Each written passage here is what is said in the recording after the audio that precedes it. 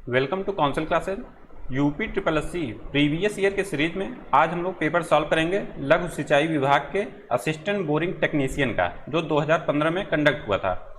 इस पेपर में आपका जीएस या सामान्य अध्ययन के पेपर यहाँ पे जो सेक्शन है उसी को सॉल्व किया जाएगा और उस सेक्शन से आपके 10 क्वेश्चन पूछे गए थे और 10 क्वेश्चन में करंट क्वेश्चन को हटाकर जितने क्वेश्चन अन्य बचते हैं वो यहाँ पे डिस्कस किया गया है। चूँकि करंट का कोई प्रेजेंट टाइम में मतलब नहीं, चूँकि वो पुराना हो गया है, उसका कोई औचित्य नहीं है इस समय।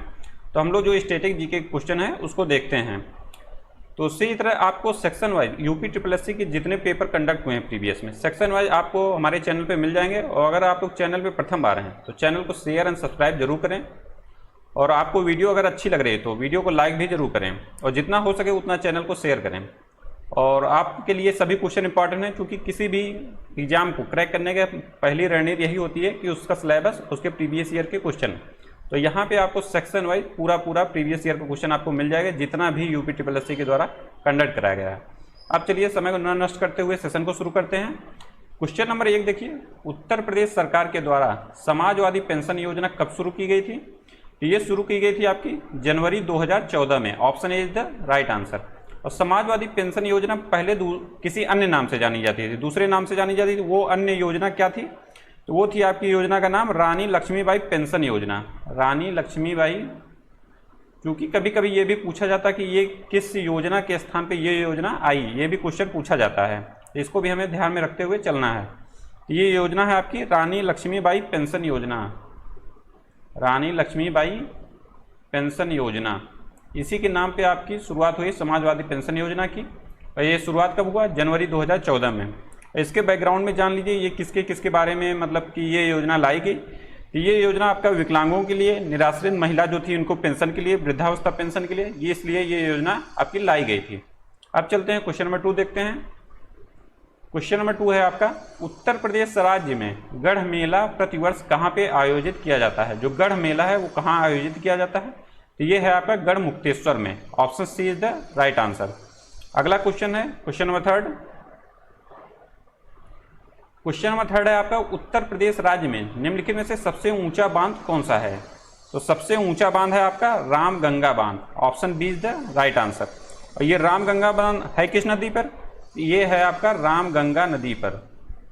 रामगंगा नदी पर, इसको भी आप ध्यान में रखिए। इसके बाद इसमें एक ऑप्शन है माता टीला बांध। इसके बारे में भी कई एग्जाम में पूछा गया है। ये है आपका बेतवा नदी पर। माता टीला बांध है आपका बेतवा नदी पर। और रिहंद बांध के भी बारे में क्वेश्चन पूछा गया है। यह है आपका रिहंद नदी पर। ये तीनों कई बार पूछे गए हैं, इसको भी हमें ध्यान में रखना है कौन कौन से क्वेश्चन बने हैं और कौन कौन से क्वेश्चन बन सकते हैं। तो प्रीवियस ईयर में आपको ये बता दिया जा रहा है कि हाँ कौन कौन से ये पेपर में पूछे गए थे, और अन्य ऑप्शन को भी जहाँ पे ज़रूरत है, जो इंपॉर्टेंट समझे जा रहे हैं उसको डिस्कस किया जाएगा। क्योंकि सभी को डिस्कस करने का मतलब है कि वीडियो बहुत लंबी हो जाएगी, उसका कोई मतलब भी नहीं। कि आप सोचें पूरे ब्रह्मांड का जितना जीएस है, जीके है, वो आप तैयार कर लें तो उसका कोई औचित्य नहीं है प्रेजेंट टाइम। इस समय प्रेजेंट टाइम में जिस लेवल के क्वेश्चन पूछे जा रहे हैं, जिस स्टैंडर्ड क्वेश्चन पूछे जा रहे हैं, उसी से रिलेट करते हुए ही हम लोगों को प्रीवियस का भी पढ़ना है। प्रीवियस के क्वेश्चन देखिए, लेकिन उसके साथ साथ जो ऑप्शन में क्वेश्चन दिए हैं, ऑप्शन में जो आंसर दिए हैं, उनमें क्या डिस्कस करना है क्या नहीं डिस्कस करना है, उसको भी देखते हुए चलना है हम लोगों को। सभी कुछ नहीं है कि हाँ पूरा एक कोई पेपर उठाया 150 क्वेश्चन का तो आप उसमें पूरा व्याख्या से जुड़ गए हैं पूरा लगाने में, वो आपका समय व्यर्थ होगा, उसका कोई मतलब नहीं है। अब देखिए नेक्स्ट क्वेश्चन, क्वेश्चन नंबर 4। जनसंख्या की दृष्टि से उत्तर प्रदेश राज्य में, भारत में उत्तर प्रदेश का कौन सा स्थान है? ये है आपका यूपी प्रथम स्थान पे। और एक क्वेश्चन और बनता है यूपी का, क्षेत्रफल में ये किस स्थान पे है? तो क्षेत्रफल में है ये आपका चौथे नंबर पे। और प्रथम नंबर पे आपको प्रीवियस जो वीडियो है उसमें बताया गया था। और ये जो हमारी यूपी ट्रिपल एससी पेट की प्लेलिस्ट है उस पर भी ये कई बार क्वेश्चन आया है। तो उत्तर प्रदेश का जनसंख्या के मामले में प्रथम स्थान है और क्षेत्रफल के मामले में चौथा स्थान है। तो प्रथम कौन है क्षेत्रफल में? वो है आपका राजस्थान। राजस्थान, देन है आपका मध्य प्रदेश, देन है आपका महाराष्ट्र, देन है आपका यूपी। ये क्रम आप याद रखिए। ये चौथे नंबर पे आ गया आपका यूपी। और जनसंख्या में प्रथम है तो इसकी जनसंख्या है कितनी, इसको भी आप याद रखिए। तो इसके जनसंख्या इसी क्रम में आप लोग याद कर लीजिए। 1998, 1 2 3 4 1, 1 2 3 4 1, ऐसे ही इसको याद कर लीजिए। 1998, 1 2 3 4 1 इसकी जनसंख्या है। और ये पूरे भारत की जो जनसंख्या है ये कितने प्रतिशत है? इसको भी क्वेश्चन मतलब ये बन सकता है और पूछा भी गया है और आपके भी एग्जाम में बन सकता है। ये जनसंख्या पूरे भारत की है आपकी 16.51%, वेरी इंपॉर्टेंट फैक्ट। और यूपी का क्षेत्रफल कितना प्रतिशत है पूरे भारत का, इसको भी यहीं पे देख लीजिए। ये है आपका 7.33% पूरे भारत का क्षेत्रफल है। और क्षेत्रफल है कितना, ये भी आपको याद होना चाहिए, 2,40,928 वर्ग किलोमीटर। 2,40,928 वर्ग किलोमीटर ये आपका क्षेत्रफल है। कितने प्रतिशत है, 7.33% क्षेत्रफल है। 16.51% आपका जनसंख्या है पूरे भारत का। और यूपी की जो जनसंख्या है ये ग्रामीण जनसंख्या के मामले में फर्स्ट नंबर पे है, ग्रामीण जनसंख्या में फर्स्ट नंबर पे है। जब क्वेश्चन पर आपसे ये बने कि पूरे भारत में ग्रामीण जनसंख्या किस राज्य में सर्वाधिक है, तो वो है आपका अपना यूपी।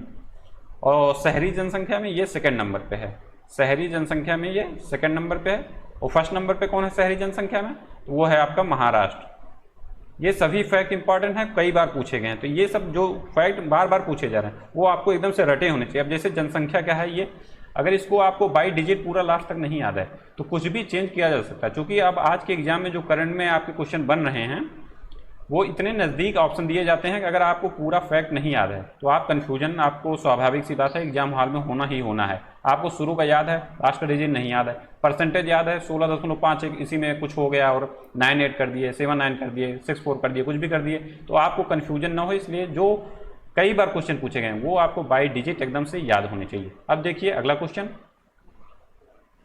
क्वेश्चन नंबर 5 है आपका, निम्नलिखित में से कौन सुमेलित नहीं है, कौन सुमेलित नहीं है। तो इसमें हम लोग देख लेते हैं, ग्रीन पार्क स्टेडियम जो है ये आपका कानपुर में है, ये सही है आपका। गुरु गोविंद सिंह स्पोर्ट्स कॉलेज ये है आपका लखनऊ में, ये ऑप्शन यहाँ पे हट गया है, ये है आपका लखनऊ में, ये भी सही है।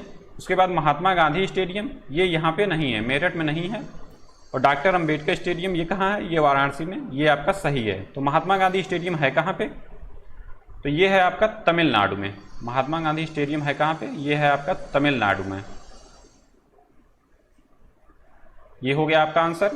अब देखते हैं अगला क्वेश्चन, क्वेश्चन नंबर 6 है आपका। नेक्स्ट क्वेश्चन आपके सामने है, क्वेश्चन नंबर 6, विटामिन सी का रासायनिक नाम क्या है। विटामिन जो है उनके रासायनिक नाम बहुत बार पूछे गए हैं, बहुत बार एकदम पेट क्वेश्चन है विटामिन का। किस विटामिन में क्या पाया जाता है, उसका रासायनिक नाम क्या है, किसका स्रोत क्या है, ये सब क्वेश्चन एकदम से सिंपल है, एकदम नॉर्मल है, बार बार लेकिन पूछे जाते हैं। तो आपको जितने विटामिन है सबके रासायनिक नाम आपको एकदम से रटे होने चाहिए। और प्रैक्टिस आप हमारे साथ करेंगे तो धीरे धीरे आपको क्रमशः ग्रेजुअली आपको सभी कुछ याद हो जाएगा। जो बार बार एकदम क्वेश्चन पूछे जाते हैं पेट क्वेश्चन, वो एकदम से रट जाएंगे, आपको बिल्कुल कन्फ्यूजन होना ही नहीं है। और एग्जाम को क्रैक करना यही होना चाहिए एक रणनीति, जो सिंपल से मॉडरेट लेवल क्वेश्चन आए, जो easy to moderate level question आए, वो आपके गलत नहीं होने चाहिए, किसी भी कीमत पे गलत नहीं होने। अगर वो गलत कर रहे हैं तो आप एक एक नंबर से अन्य जो कंपटीटर हैं आप उनसे पीछे हो रहे हैं, तो ये आपको बिल्कुल नहीं करना है। तो विटामिन सी का रासायनिक नाम है आपका साइट्रिक अम्ल, सॉरी जैसे मुझे कन्फ्यूजन हुआ ऐसे ही आपको भी हो सकता है। तो विटामिन सी का रासायनिक नाम है आपका एस्कॉर्बिक अम्ल, option B is the right answer. और विटामिन सी की कमी से कौन कौन सा रोग होता है, इसके कमी से होता है आपका स्कर्वी, और क्या होता है स्कर्वी के साथ हो गया आपका मसूड़ा जो होता है दांत का, वो फूल जाता है, मसूड़े का फूलना।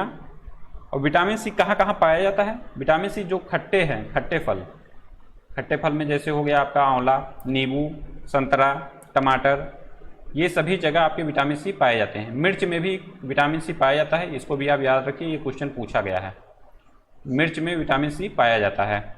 अब देखते हैं नेक्स्ट क्वेश्चन, क्वेश्चन नंबर 7 है आपका। क्वेश्चन नंबर 7 है आपका, लोकसभा की सदस्यता के लिए उम्मीदवारी की न्यूनतम आयु क्या होनी चाहिए। तो ये है आपका सही आंसर 25 वर्ष। और इसमें 30 वर्ष दिया है, ये किसके लिए न्यूनतम आयु है, तो ये है आपके राज्यसभा के लिए। और 18 वर्ष न्यूनतम आयु वो वोट देने के लिए है। और किस संविधान संशोधन के द्वारा आया, ये 61वें संविधान संशोधन कॉन्स्टिट्यूशनल अमेंडमेंट 1989 के द्वारा ये 21 वर्ष से घटा के मतदाता की आयु 18 वर्ष कर दी गई। और 21 वर्ष आयु जो है वो किस लिए है, वो पंचायती राज के लिए, जैसे आप प्रधानी के लिए चुनाव लड़ते हैं, क्षेत्र पंचायत सदस्य के लिए चुनाव लड़ते हैं, उसके लिए आयु क्या है निर्धारित 21 वर्ष मिनिमम आयु। और 18 वर्ष के संविधान संशोधन के द्वारा ये 21 वर्ष से घटा के किया गया है, वो है आपका 61वां संविधान संशोधन। किस सन में हुआ, 1989 में। वेरी इंपॉर्टेंट क्वेश्चन, बहुत बार पूछा गया है। अब देखते हैं next question, question number 8। Chandrashekhar Azad मुठभेड़ में कहाँ शहीद हुए थे? ये शहीद हुए थे आपके इलाहाबाद में, जिसका प्रेजेंट टाइम में नाम क्या है? Prayagraj. Option B is the right answer. और ये किस डेट को ये मुठभेड़ में शहीद हुए थे? इसका डेट भी आप याद रखिए, ये भी क्वेश्चन पूछा गया है। ये डेट है आपकी